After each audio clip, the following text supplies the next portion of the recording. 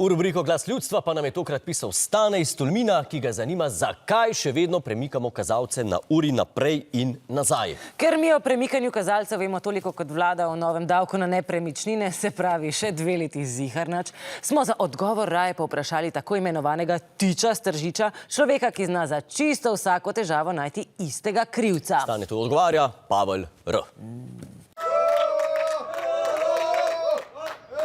Hvala, da ste prišli. Si zateran, odrinjen, zapostavljen.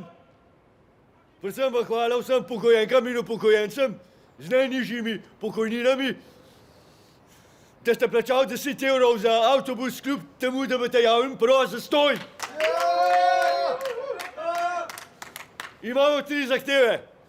Odstopi naj Robert Golob, zvišanje vseh pokojnin, razen Kučanove, in pa naj se končno neha predstavljanje kazalcev na zimski in poletni čas.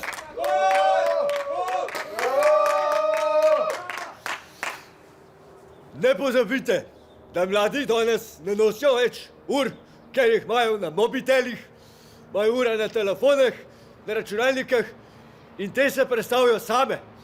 Vse, ko dobro vemo, jih upravlja globoka država. Edini, ki v tej državi še zares premikamo kazalce, smo mi upokojence.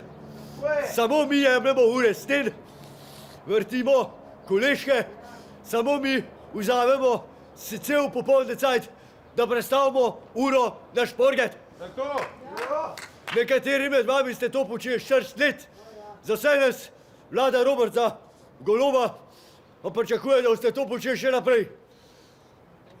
Ljudje, čas je, da nehamo premikati kazalce, ampak da končno premaknemo sredince.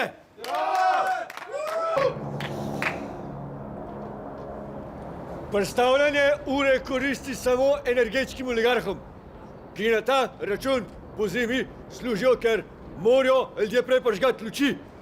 Na pomlad pa prej prižgati radiatorje, ker zjutraj prej vstanejo. Mi, navadni davkoplačevalci, od tega nimamo nič, saj se nam predstavljene ure ne štejejo v pokojninsko osnovo. Zato, poleg božičnice, regresa, dodatka za rekreacijo, zastonj prevozov, zdravniške oskrbe, odstopa vlade in izhoda vseh Golobov iz države zahtevamo še poseben dodatek za premikanje ure in subvencionirano menjavo baterij za vse ure starejše kot 5 let. Dovolj ste kradli cajt ljudem, ki ga imajo najmanj. Slovenija ima en narod, enega Boga in naj ima še 1 uro. Samo to si želim.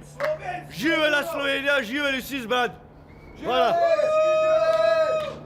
Kdor se ne naroči obžalovanje dejanja, da izbriše.